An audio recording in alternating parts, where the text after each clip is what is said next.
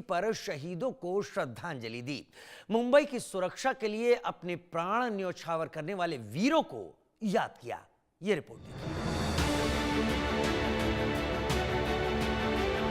महाराष्ट्र ने 26/11 आतंकवादी हमले की 17वीं बरसी पर गहरा सम्मान व्यक्त करते हुए उन बहादुर शहीदों को नमन किया जिन्होंने 26 नवंबर 2008 को मुंबई की रक्षा करते हुए अपने प्राण न्योछावर कर दिए। मुंबई पुलिस कमिश्नर कार्यालय परिसर में बने शहीद स्मारक पर एक भावनात्मक श्रद्धांजलि समारोह का आयोजन किया गया, जहां नेताओं और नागरिकों ने मुंबई पुलिस और सुरक्षा बलों के शहीद जवानों को पुष्पांजलि अर्पित की। कार्यक्रम में गार्ड ऑफ ऑनर 2 मिनट का मौन और सलामी दी गई। इस दौरान उन जांबाज पुलिसकर्मियों और सुरक्षा कर्मियों के साहस को याद किया गया जिन्होंने अनगिनत जानें बचाई। मुंबई पुलिस के अधिकारियों ने मौजूद शहीद परिवारों से मुलाकात कर उन्हें सांत्वना भी दी। पूरे राज्य में हजारों लोगों ने कृतज्ञता व्यक्त की और दोहराया कि 26/11 के वीरों की कुर्बानी कभी नहीं भुलाई जाएगी।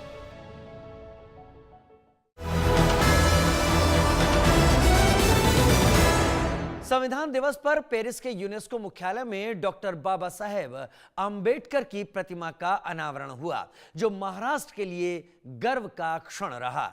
यह रिपोर्ट देखिए।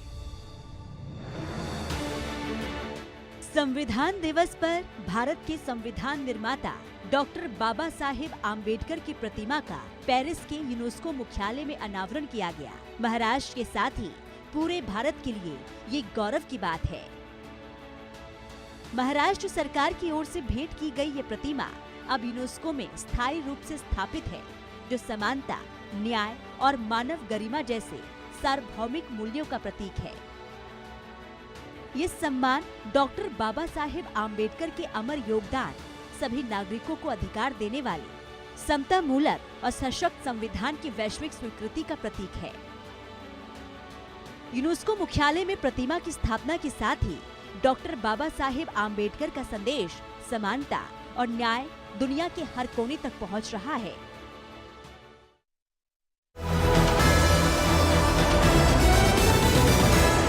महाराष्ट्र सरकार ने महत्वाकांक्षी उत्तन विरार सी लिंक परियोजना के प्रथम चरण को मंजूरी दे दी है।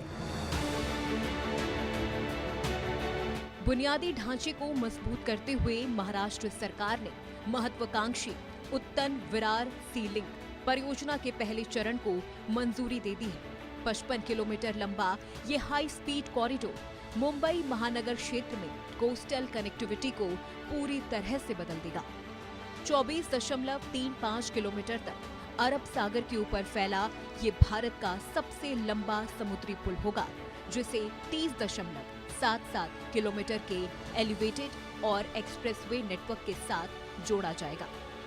ये 6 लेन का आधुनिक कॉरिडोर इंटेलिजेंट ट्रांसपोर्ट सिस्टम से लैस होगा।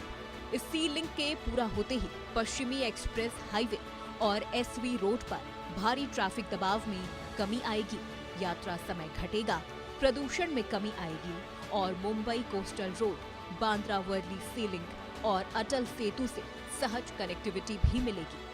58,754 करोड़ रुपए की इस परियोजना से रोजगार के हजारों अवसर पैदा होंगे। तटीय क्षेत्रों में आवास और पर्यटन को भी बढ़ावा मिलेगा और आने वाले वाडवण पोर्ट तक सीधी हाई स्पीड पहुंच मिलेगी।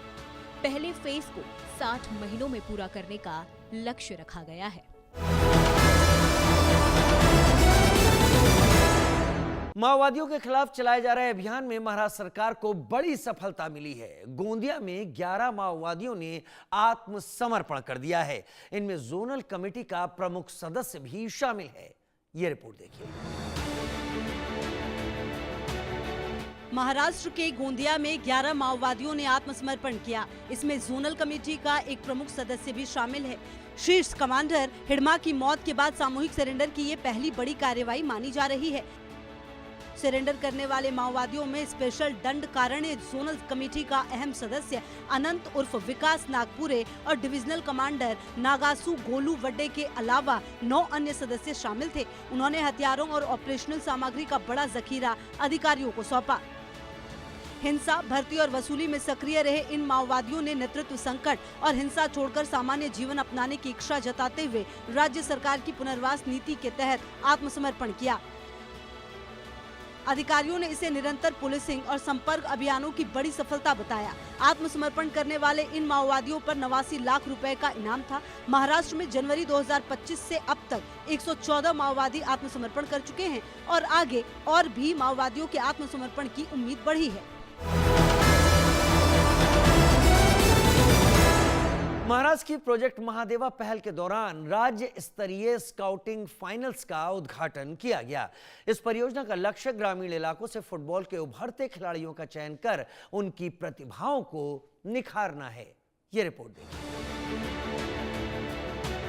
महाराष्ट्र में भविष्य के फुटबॉल खिलाड़ियों को तराशने के लिए चलाए जा रहे फुटबॉल विकास कार्यक्रम प्रोजेक्ट महादेवा ने बड़ी उपलब्धि हासिल की है। मित्रा के सीईओ प्रवीण परदेसी ने WIFA के उपाध्यक्ष मालोजी राजे छत्रपति और अन्य गणमान्य व्यक्तियों की मौजूदगी में राज्य स्तरीय स्काउटिंग फाइनल्स का भव्य उद्घाटन किया। गांव के स्तर पर शुरू हुई ट्रायल प्रक्रिया से गुजरकर 120 प्रतिभाशाली युवा फुटबॉलर्स इस महत्वाकांक्षी सरकारी पहल के अंतिम चरण तक पहुंचे हैं, जिसमें लड़कियां भी शामिल हैं। इन 120 में से केवल 60 खिलाड़ियों को 5 साल की विशेष सरकारी छात्रवृत्ति के लिए चुना जाएगा।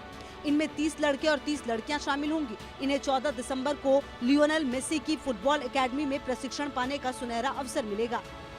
महाराष्ट्र सरकार की ओर से शुरू किए गए प्रोजेक्ट महादेव का लक्ष्य ग्रामीण क्षेत्रों से फुटबॉल प्रतिभाओं को खोज कर निखारना और 2034 फीफा वर्ल्ड कप में भारत की टीम में महाराष्ट्र से कम 5 खिलाड़ियों को शामिल करना है।